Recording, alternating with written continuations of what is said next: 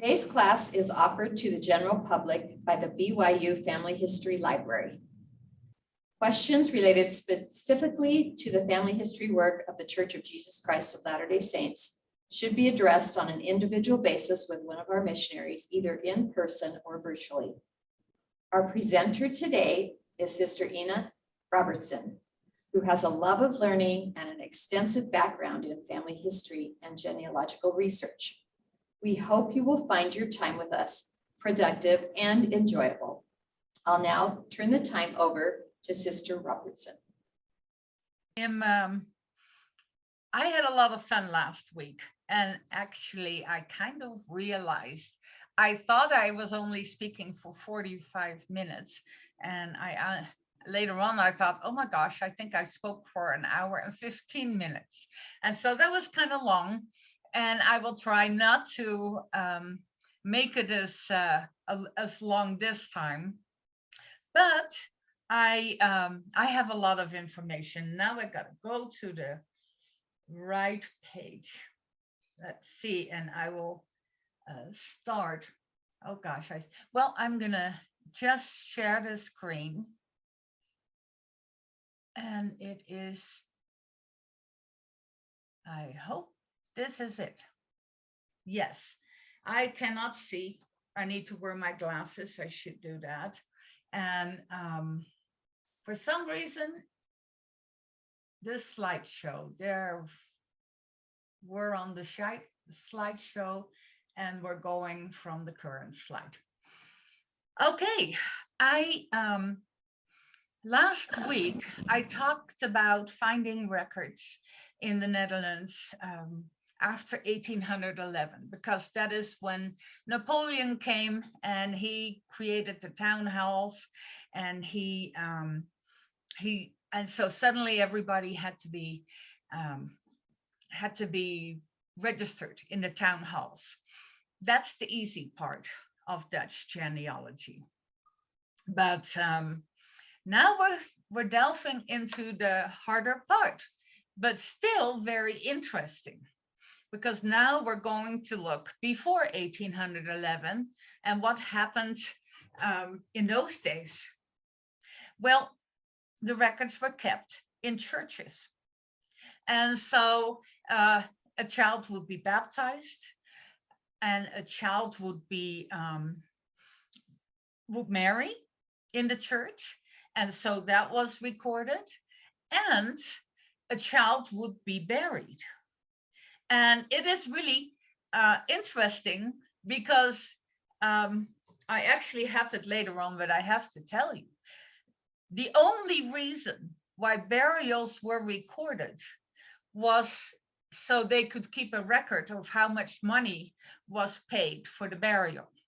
And therefore you can often see that they paid this much money, and the clock was chimed a number of times, and everything. And then sometimes you also see that they were buried pro deo, for free, because they just didn't have the money to pay for the burial. So I am going, now I gotta see what I am going to bring this down. I am going to the Family History Center. Where are we? Here we are. This is one of my names. And what I want to do is, you can go, and even if you're not a member of the church, you can get a free account on Family Search, and you can access all the records. Sometimes you will have to go to a family history library, but most likely there is one near you, or you can go to Provo, to BYU, and we even have films and all kinds of things, so microfiches. But what you have to do is you go to search here at the top bar. Sister Robertson, we're still seeing your slide. Oh, you do? Thank you. I will stop sharing, and now I will share the screen, and I will go here. You see it now? Do you see Sarah Maria the Yes. Koning? Yeah, Good. thank you. Yeah. So you go to search and you go to catalog. And search has an awful lot of information for you. And then you type the country. You go to place. It is in place and it says, I will say Netherlands. And there it is. You click on it and you click on search. And then you see everything that is available for the Netherlands. Too much to handle. So you go to places within the Netherlands. And last week I talked about provinces.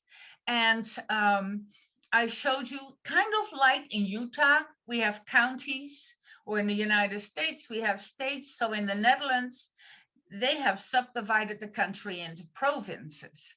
And I will go to South Holland because it is in English, but there's nothing there.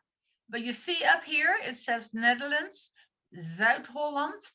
That is the Dutch name of the province. You click on that and suddenly you have everything that you have for South Holland. But we want to go to places within Netherlands, Zuid-Holland, and I chose the town Katwijk because I have a lot of ancestors there. And as you see, there is Katwijk, there's Katwijk aan de Rijn, and Katwijk aan Zee, and Katwijk Binnen. And that is all part of Katwijk. And so, because Katwijk is a city near the ocean, but there is also a river. And so I can click on any of those, for instance, Katwijk aan Zee, and you see nothing, but it says, see Netherlands, South Holland, Katwijk. So I go there. And now suddenly what you have is a lot easier to handle. And if you want to see records after 1811, you will go to civil registration, but this time we are going to church records. And now you have two options. And it says kerkelijke registers, that is church records from 1600 to 1812. And that is Katwijk aan Zee. And then church records from 1613 to 1812, and that is in Katwijk Binnen, which is South Holland. Those are the records that they have. Well, I just wanted you to see what you then get. And it is nice because they have, here you see, dopen, which is baptisms, 1613 to 1812, and marriages, 1657 to 1812, and you can click on the camera. And there are 454 images of the pages of the church book. And it is really helpful because I have learned how to go through those things, not one by one, but relatively fast. And so I look for a page like this that has information, and I click on it and it says the next couple of images are dates, baptisms, date covered 1613 to 1637, July. And then I can go back to the left and there they are. And then you can look at those images. And then if I want to go further, maybe the 1700s, I scroll down, I see another page with information. Now I have baptisms from 1637 to 1669, May. Okay, I'm going to keep I am going back. I'm going to go back to search catalogs. I'm going to the Netherlands. Netherlands, not Netherlands Antilles, because that's in the Caribbean. Search. We're going to places within the Netherlands, Zuid-Holland. Places within the Netherlands, in Zuid-Holland, and I am going to The Hague. But wait, what is The Hague? I don't see The Hague? Well, there is the Dutch name for The Hague is Den Haag, and you see it here. So I click on that, but it says, well, there's nothing there, but see Netherlands, Zuid-Holland, 's-Gravenhage. That is the official name of The Hague. So I click on that. 's-Gravenhage, The Hague, that is where I was born. It's a big city. I'm not sure, it's the top three. In the top three, we have Amsterdam, Rotterdam, and The Hague that are the biggest. So we're only interested in church records. There you go. And you see that? There's a lot. We have the Dutch Reformed Church, the Roman Catholic Church, the Wallonian Reformed Church. Those are for French speaking. The Wallonian Reformed Church, a different one. Let's see, in a different part of The Hague. We have the Lutheran Church, the Remonstrantskerk. I don't know how that is translated. The High German Reformed Church. Then we have the Roman Catholic Church, the Spanish Catholic Church. We have the English Church, the Old Catholic Church, and then another church, another Roman Catholic Church. Let's click on the Dutch Reformed. Okay, and then you have a lot of films. You see that? And so you really have to search. So if one of your ancestors was born before 1811 and you want to find the christening record, there is a lot of searching to do. So what can you do? Now, for instance, what if they had were married after 1811? Wonderful. Now we can much easier find them in the records after 1811. We go to the town hall records, we look at the marriages, and we find the marriage. And since Napoleon demanded it, we find the parents of the couple. And we find the town where they are from.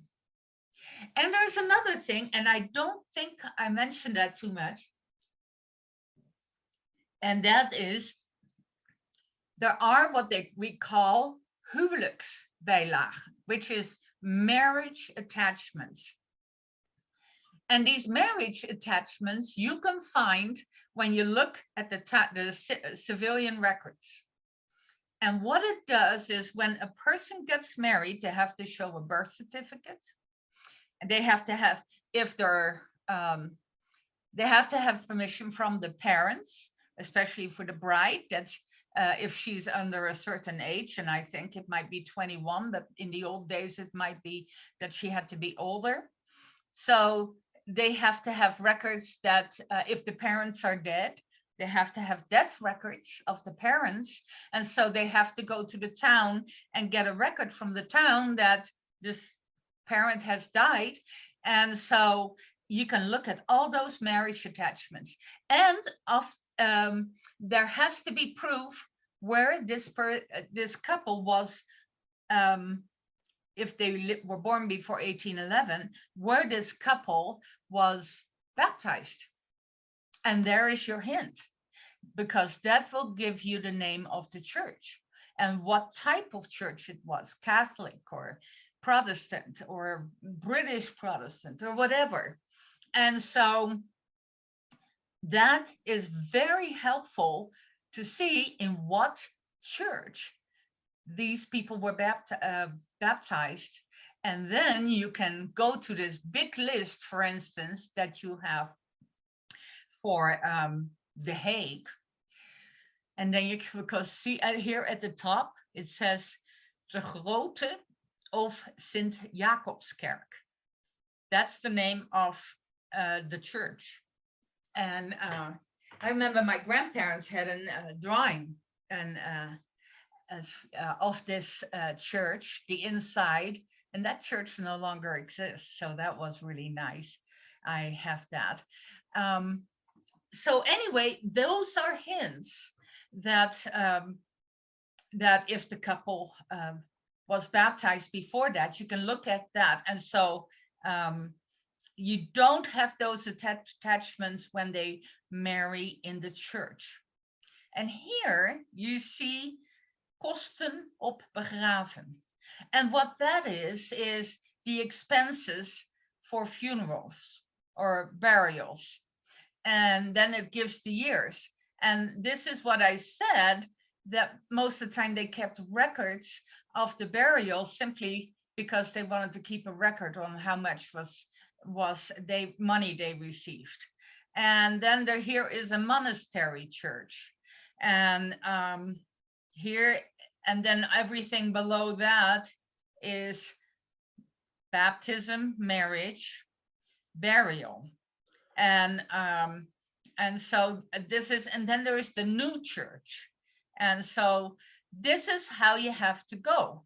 And then, like for instance, if we go to, let's go to 1723, because the farther back in history, the worse the handwriting. And sometimes really beautiful, other times it's chicken scratch. But here it's beautiful. So here we have the 3rd of January, 1723. And here it says the name, Anna Maria, and it says daughter. And we're so lucky because English is a Germanic language. And so often it is very similar to Dutch. And so in the Dutch, it says dochter, and in English, it is daughter. And I have a list. I have a handout, and Sister Espen sent it on, and it will be posted on the website. And but anyway, here you have Anna Maria, dochter van, daughter of, Casper Dirk Maasman. Now, Casper, and his last name is Dirk.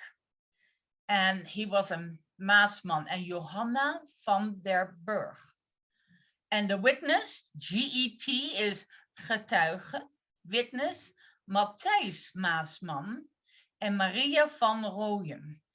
Now here is beautiful handwriting. And so that's all you get. And so you know Anna Maria was baptized on the 3rd of January in 1723, and you get the name of the parents. And so that's it. So let's go back and let's see. Okay, let's go back and we're going to look at a marriage. Okay.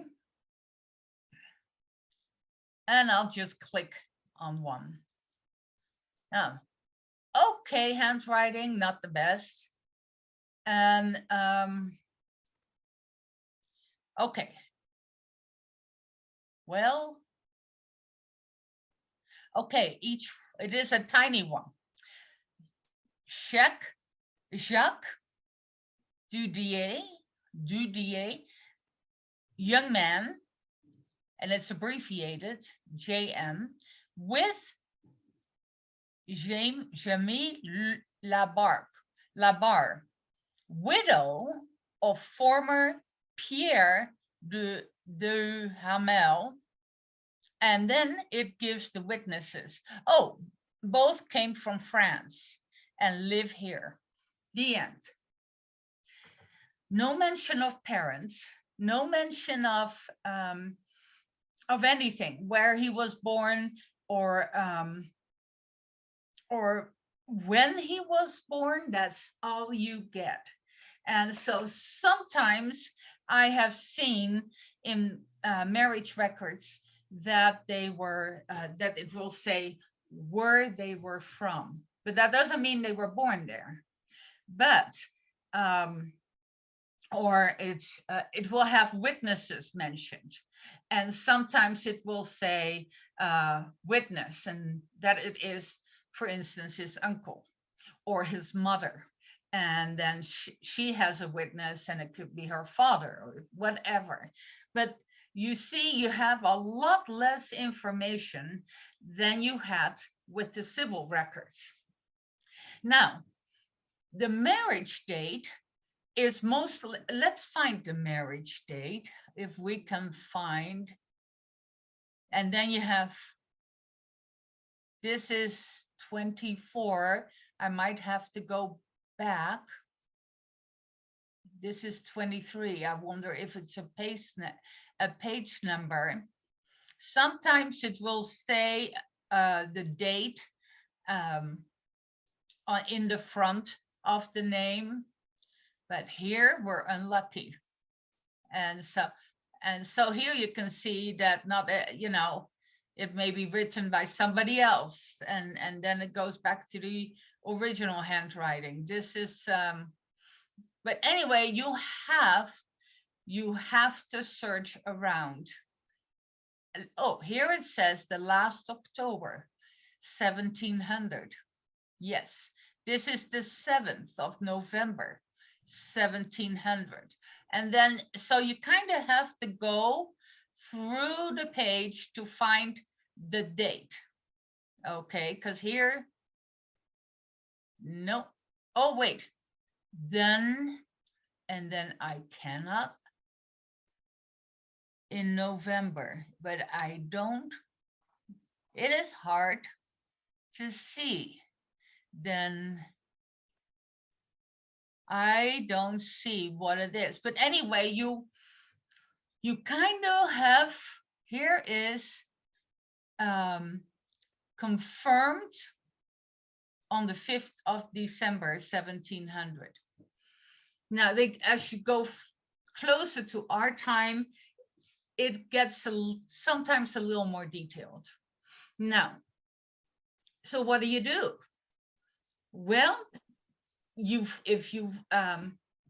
really have to work from one person, and if you know the name, well, you know the name of the parents by the baptism, then you can look for the parents' marriage. And most of the time, the people in the Netherlands, especially in that day, did not move all that much. And so I would search for marriage record in the same church. That's the first thing you have to do.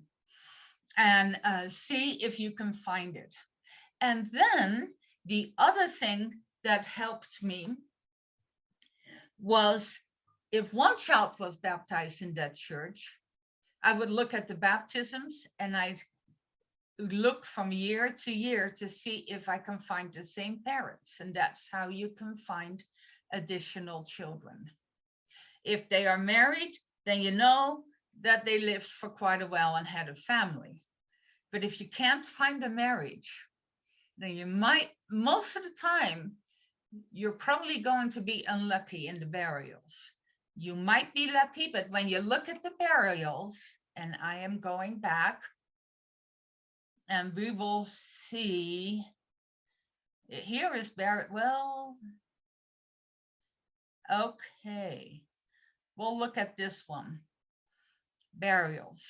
Because burials, I'm going to go down quite a lot because it started at, okay, here.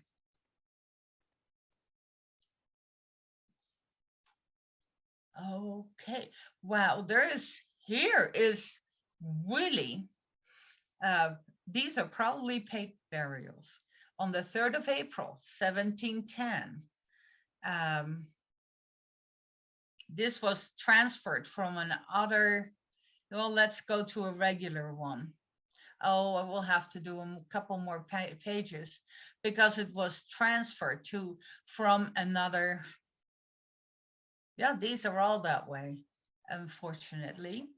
But most of the time when you have a burial, still. So what I do, I go further. Okay.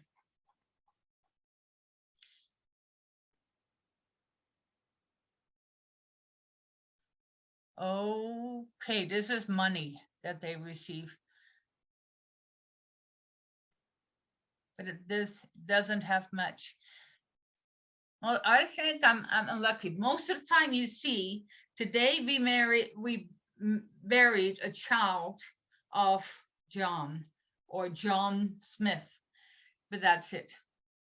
And only the father is mentioned. And most of the time the child isn't mentioned unless the child is older. And it says, today we buried the wife of John Smith.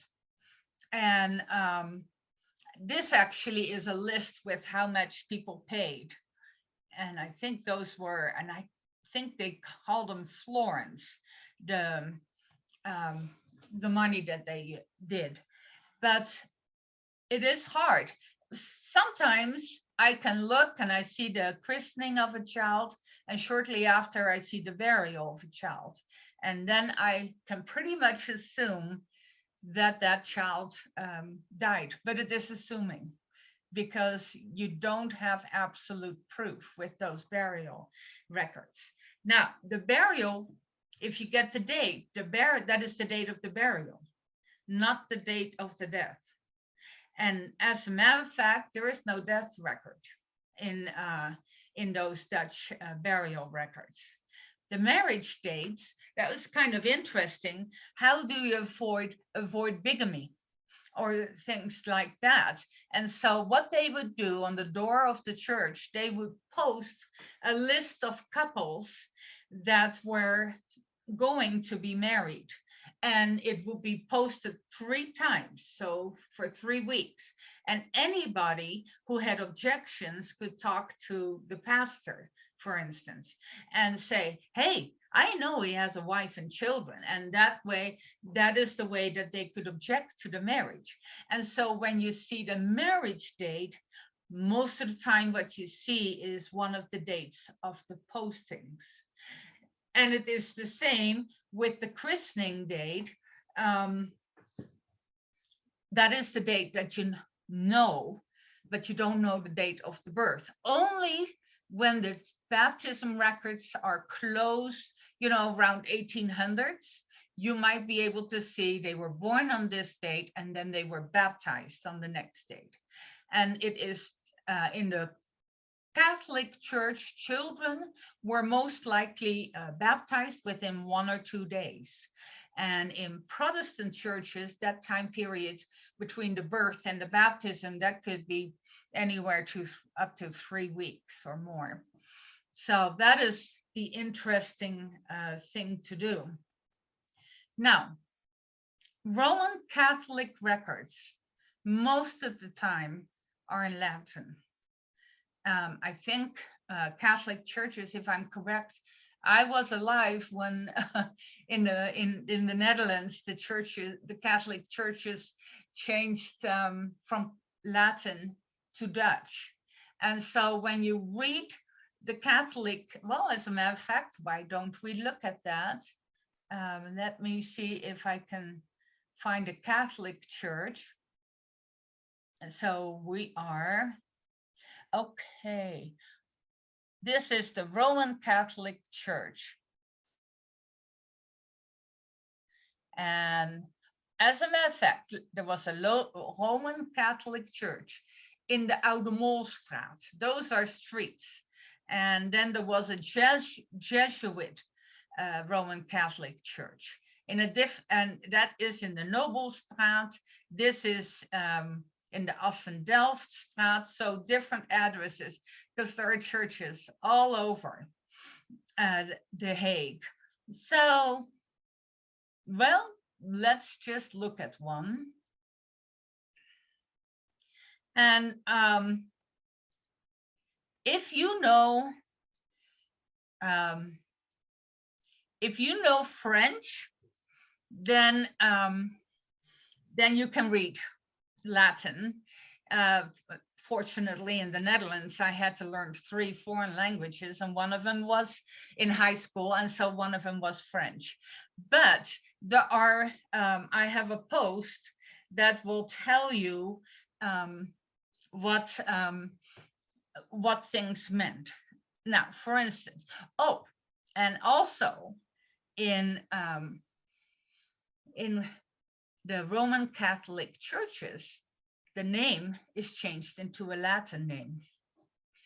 For instance, here on the first, and the first is often written as a lowercase I. So on the 1st of February, 1736, here is Georgius Filius, and Filia is girl, and Filius is son. So that son of Theodore, his name is most likely Theodore, De Haas, and Agnetus, and that could be Agnes, Annalie. And then you get the witnesses. And the next one is Abraham. Here is Angelina.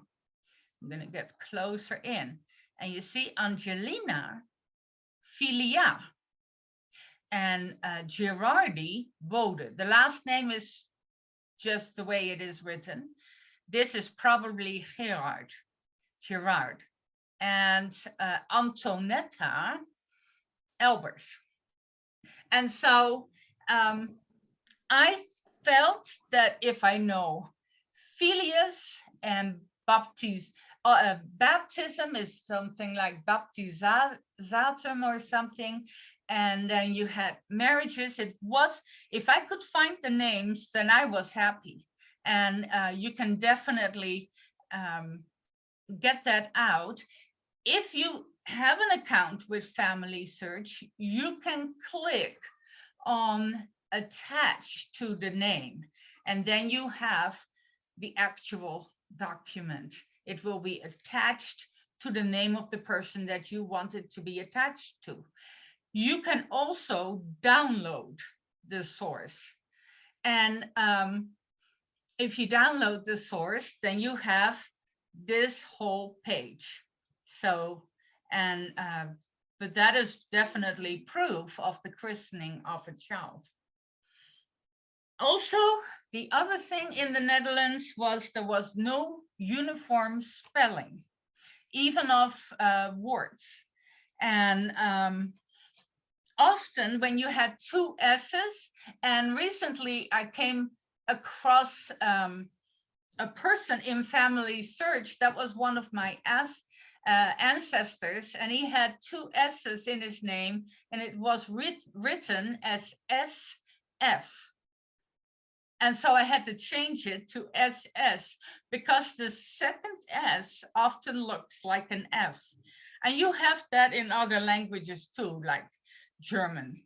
But I am switching over and I'm going back to share screen, and I'm going back here. And so I found this actually yesterday, and it was on the Vivas V site.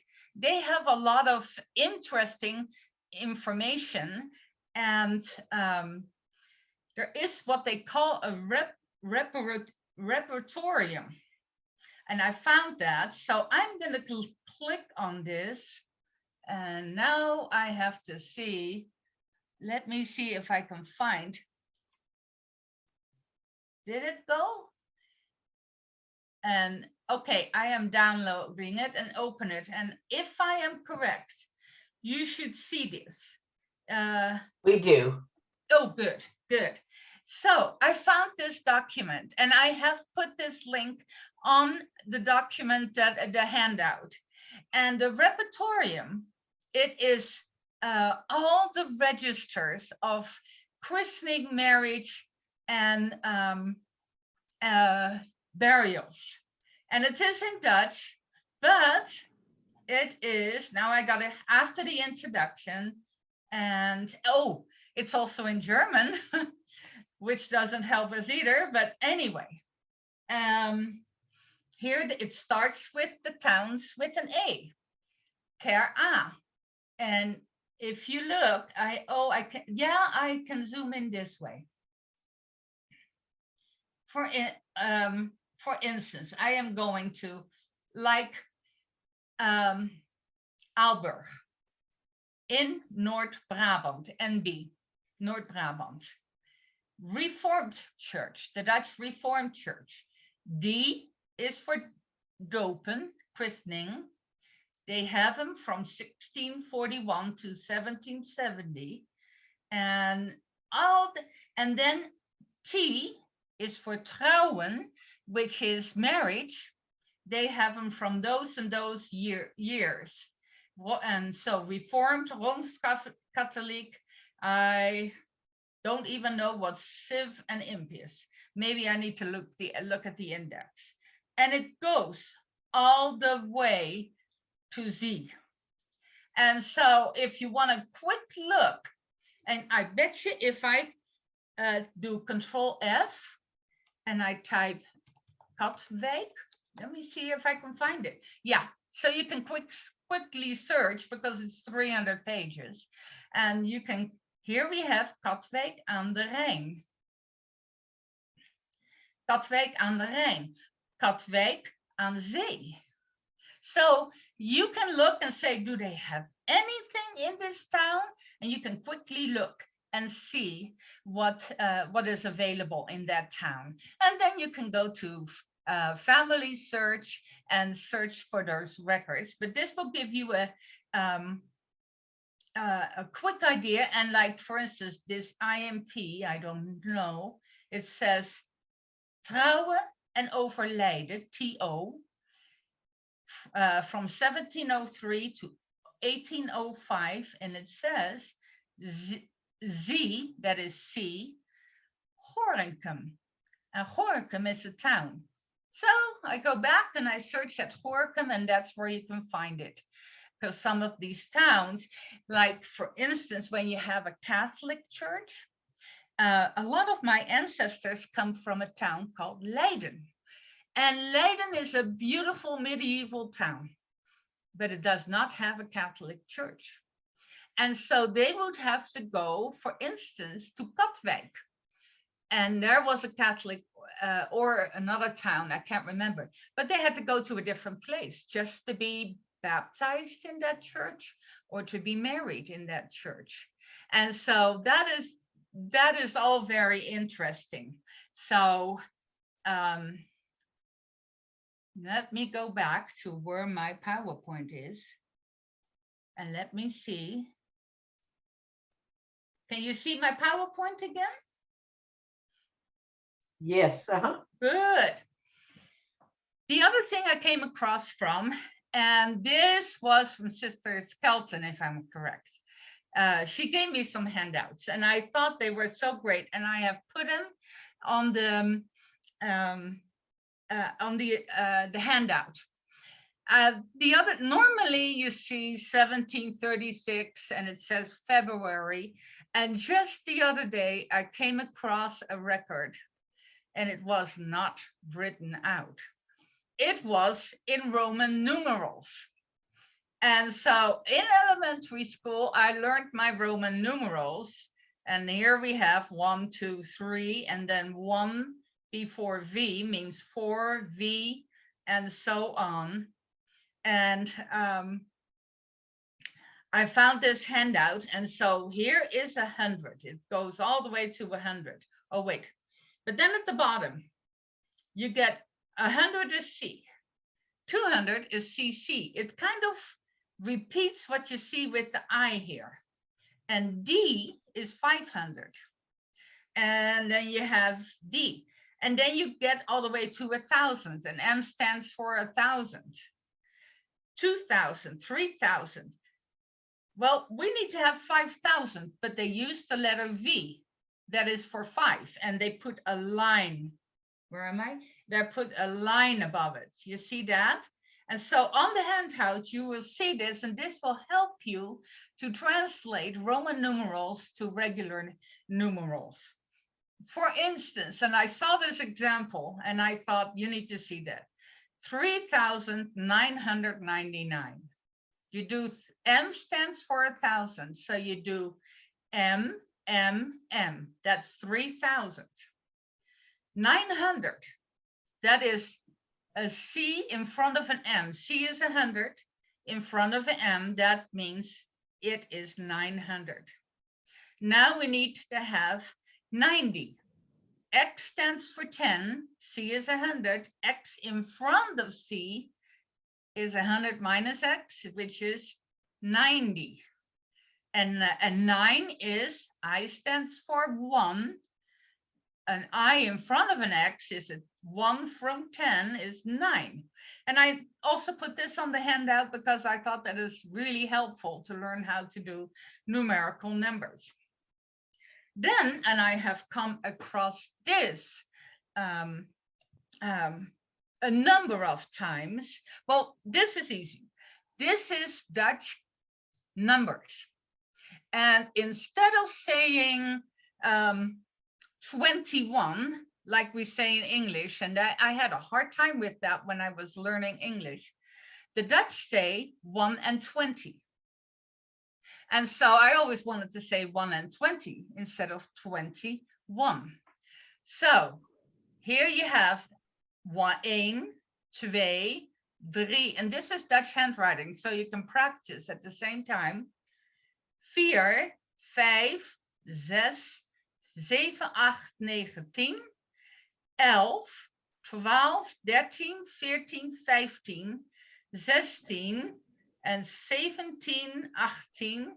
So 8 plus 10, 18, and 19. And you will need that because you will see this handwritten in church records as well as in, it is all the way written out in the town hall records. And then you have, so you get 19, 20, and you can do all the same from 30 to 40 and 50. So 51, 52, and so on, all the way to 100. And that is how it is repeated. And that is really helpful, especially when you look at even in the civil records, when they say today, on this and this day in the year, and that is probably printed, appeared before me so-and-so, who says, and then you have a different date, that on this and this day was born this and this person. And so, yeah, and keep in mind when you look at those civil records that you have the date that the announcement is made to the town hall, and you have the date that the child is actually born. And there is a difference in those dates quite often. And so we also discussed and also gave some some Dutch phrases, which is helpful. Dopen is christening, and trouwen is marriage. And sometimes, and we still have that people are onder trouw, and that means you go to the town hall and you announce your intent to marry. And so that is still the case. Begraven is buried, and lidmaat of lidmaten, that is a list of the congregation members. And you can also see those online, and then you can see that might give some information on the members. And then overlijden is death. Echtscheidingen is divorce. Huwelijksbijdrage are those marriage attachments where you can find so much. And then, beroep is profession. Bevolkingsregister is like a census. Bride, groom, datum. Echtgenoot is spouse, birthplace, event place. Geslacht is gender, and witness, and so on. So that will be helpful. No,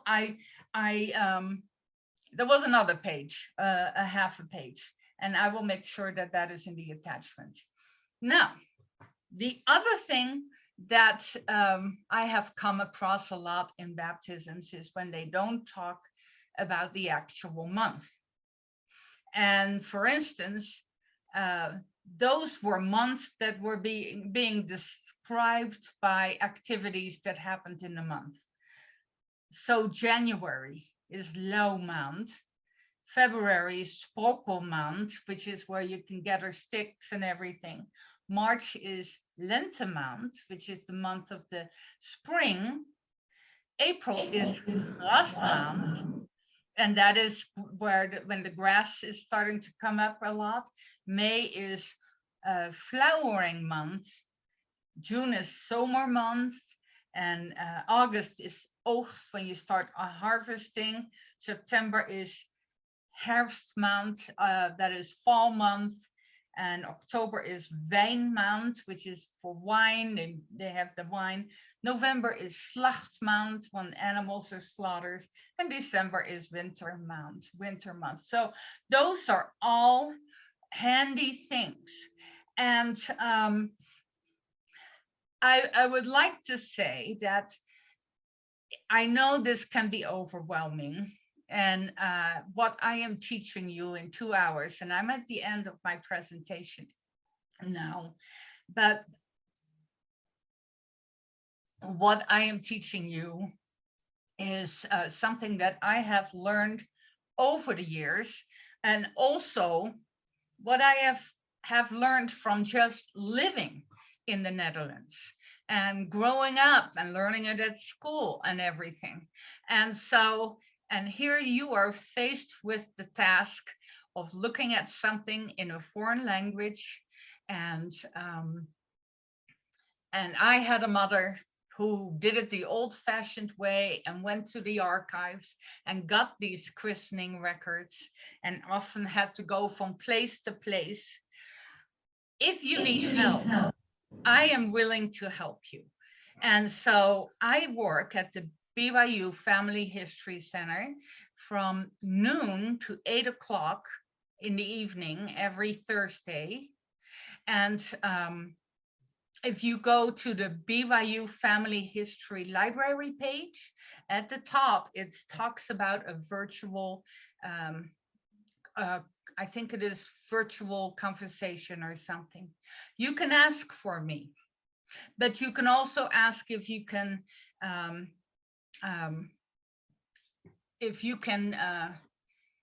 leave a message for me, or if you want to, you can email me, and I will help you out as much as I can, because I know sometimes you just need a little push and you can go further again. So go ahead and do that. And I would love to help people with genealogy, because Dutch genealogy is relatively easy. I think easier than American genealogy, because everything is presented to you. The name of the parents, you know, the marriage record, and you have the parents of both groom and bride. And so it is fun, really fun, because it's an easy puzzle in the Netherlands. So if anybody has any questions, please feel free to ask questions now. I see somebody who says, where can I find orphan and guardianship? Well, I am going to show you. Let me share my screen again. Somebody wanted to know, where can I see records in Amsterdam from the 1600s? And this is something that I'm planning on doing, but it will take some time. But I'm going to share my screen, and I will just take any screen that has, let me see, I'll go here. Here we go. And what I do in my bar, I type index. Oh, no, I have an easier link. I have all kinds of links to different towns where I work. Well, one is Amsterdam. And it is, if you look, it says archief.amsterdam/indexen and persons. And here you can search in Amsterdam. And it is amazing. And you type, it's, let me see if they have an English version. I don't see it. No. But here you can, is zoeken, is search. Okay. And what I'll show you here are the sources. And you can look, I'll show you the sources. And they have a lot. And they have, let's see. And I don't know why you would get a penalty on marriage or a penalty on burial, but here are a lot of different records. And I would have to look, I don't know, I have never looked for orphans, but here are the type of the type of records you can find. Burial, over almost 2 million. Let's see. Inventory of possessions, and then for divorce. And I am looking, and I don't even quickly see what were you can look at periods. Oh, you can indicate from what year to what year. That doesn't help you. But anyway, you can look around here. But I have another, and I am going to look that up now. Where am I? Where's my PowerPoint? Right here. I'll go here, and I will Vivos we. Yes. Oh, when you go, if you want to know more about the Netherlands, then you can go, and now I hope it will show up. Yes, the Netherlands, the how-to guides. I did that by, here is the Netherlands, and you see this whole side margin, and you can get all kinds of information on how-to guides. But there was also a place, there are also courses, other how-to guides, but there are other sources. So I'm contact me, and my email is Ina Robertson, Ina, I-N-A, Robertson @gmail.com. Send me an email and I will answer your question.